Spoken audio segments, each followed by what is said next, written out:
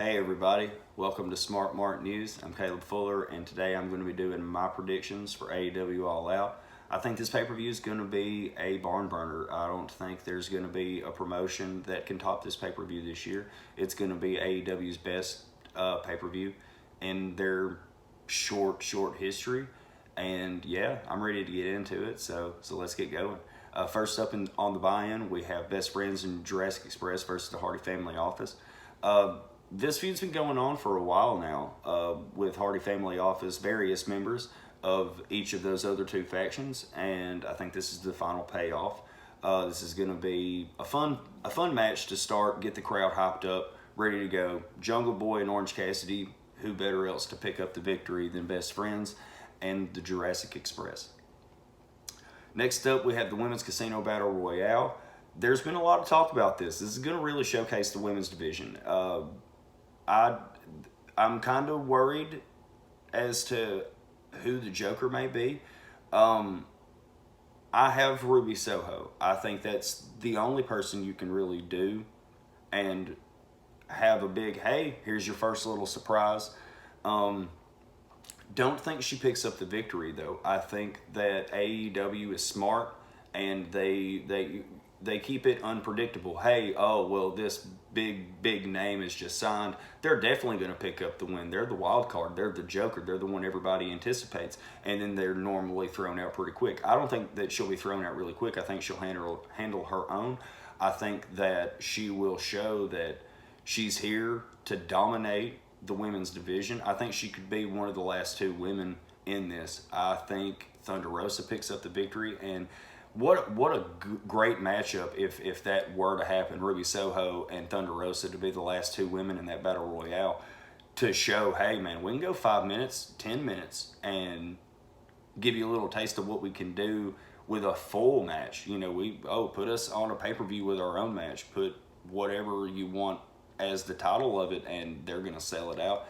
I think Thunder Rosa picks up the victory because, I mean, Britt Baker's the women's champ. They're definitely going to want to cash in on that match because, I mean, they have great chemistry together. They put on great matches, and what better way to do it than put the women's title on the line here in a few weeks or in a couple of months, build it up to full gear. Why not?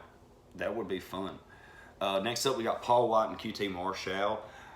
I think Paul White wins, even if there is outside interference. This is probably one of the more predictable matches on the card, but that doesn't mean it's going to be a bad match. I don't think it'll be a squash match. I think that Paul White choke slams QT at about the 7 or 8 minute mark. I don't think they'll go 10 minutes, but it's Paul White's in-ring debut for AEW. It's been a long time since we've seen him wrestle. So yeah, I think Paul White gets the victory here. This next one, it's not confirmed for the pay-per-view, but with the talk around it and the speculation, I thought it would be fun to go ahead and talk about it for just a few minutes. Andrade and Pac was canceled. Obviously, they said that Pac, there was travel issues, but then there were reports came out that said he was sick. Andrade took to Twitter and said, you know, hey, he should be fined. You know, if in boxing, if they don't make weight, you know, they're fined. They get punished for, you know, failing to provide a match that was booked. And then a little while later, he came out on Twitter again and tweeted out Andrade versus ? Kind of leaving open that, hey, there may be a match that's added to the card, you know, in the middle of the show. People are talking about, hey, who could debut? Could it be Adam Cole? Could it be Danielson? Could it be Braun Strowman? Could Hangman Page come back? I think it's going to be Buddy Matthews. I think that, hey, you know, we want to have Andrade on the card. We got this new guy coming in who's a really great talent. Let's show everybody what the best kept secret is. You know, Buddy Matthews is a great in-ring talent. I think him and Andrade would go out and kill it and surprise the crowd. That would be a good surprise for the fans at home watching. And I think that's a great way to showcase Buddy Matthews on the biggest stage in AEW. I think that this would be the best way to go if they are going to do the match. If they don't, then fine, sure. But I think it would be cool. And if they did have the match, I would say Buddy Matthews wins. I know they're trying to protect Andrade, but I just can't. I would just love to see Buddy Matthews win. Next up, we got Jon Moxley versus Satoshi Kojima, and man, this is going to be one of my favorite matches on the card. If you don't know anything about Kojima, if you don't know anything about New Japan Pro Wrestling, then I really, really, really suggest you pay attention to this match. They are going to go out and beat the hell out of each other, and you're going to love it. That's all I have to say. Moxley for the win. He won the GCW World Title last night from Matt Cardona, and I think that, hey, cap it off with a victory at All Out. Next up, we got MJF and Chris Jericho, and of course, if Jericho loses, he's going to have to retire. I don't think he'll retire fully. I think he's made it clear AEW ring, and everybody else has said he'll retire. But he said, I won't wrestle in an AEW ring again, kind of making me believe that he may go to Japan, have a few matches there, and then come back and do commentary. I have MJF winning for that reason alone. MJF has some things that he has, going on outside of AEW with Fozzy. He's got kids. He has a family. So I think that, yeah, he could definitely take some time off and then come back, do some commentary. So yeah, MJF for the win by nefarious means. Next up, we got CM Punk and Darby Allin, and this is the most anticipated match on the card. This is going to be the match of the night just because of the hype behind CM Punk, the fact that this is his first match in 7.5 years. It's in Chicago.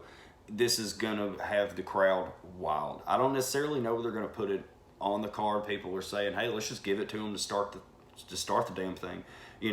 Hey, CM Punk, first, here you go. Get this out of the way. Or you can make it main event. I don't think they will main event. I think it'll be somewhere in the middle. But I have CM Punk winning because, it's CM Punk. It's in Chicago. It's his first match back in 7.5 years. So I don't see it going any other way. I don't think they would book it any other way. That's just the smart thing to do. Otherwise, I think people would lose their minds and they would probably riot. Next up, we have the TNT Championship match against Miro and Eddie Kingston. Eddie Kingston came out on Rampage, shot a great promo, told Miro to redeem these nuts, and for that reason, I'm picking Eddie Kingston. That's all I'm going to say. Next up, we got the Women's World Championship match against Britt Baker and Chris Statlander. If this were Double or Nothing 2022, if this were Fight for the Fallen 2022, I would say Chris Stat wins. But it's too early to take that title off of Britt Baker. Plus, I think they're going to want, like I said earlier, build up that match between Thunder Rosa and, Britt Baker to retain. Next up, we have the cage match between the Young Bucks and the Lucha Brothers. And this is where it gets interesting because they have stressed way too much that, hey, this is a cage match to keep everybody out. On Dynamite, they lowered the cage and kept everybody out. But this is the Lucha Bros, and this is the Young Bucks. And somebody is going off the top of that cage through a table, probably Canadian Destroyer, and I'm kind of scared. But, they have to try to go out there and steal the show because, you've got Punk, you've got Darby Allin, you've got Kenny out there, you've got some big debuts coming. They're going to have to go out there and do some crazy, crazy things, but it's going to be really, really fun to see. I think this is where Adam Cole debuts. They've stressed that, hey, this is going to keep everybody out. This is why we're doing the cage match. And I think Adam Cole comes out, aligns with the Elite, helps the Young Bucks win the titles, and we all live happily ever after. The end. And lastly, we've got the AEW World Title match against Kenny Omega and Christian Cage. I think this is the most predictable match on the whole card. I think that there's no other way that it's going to go down than Kenny and the victory. Kenny's going to, do everything he has to. He's probably going to cheat because that's what Kenny does. And he's going to pull out the victory get on a microphone, say, hey, look, see, I told you so. There's nobody I haven't beaten in this company. Then Bryan Danielson walks down and then confronts Kenny. I wouldn't say that they would just beat each other up, because then you have the whole super elite coming out and then beating up one guy. I don't see that happening. I do see maybe he just debuts and you don't hear his song. You know, he just comes out of nowhere and just beats the hell out of him, and then that's it.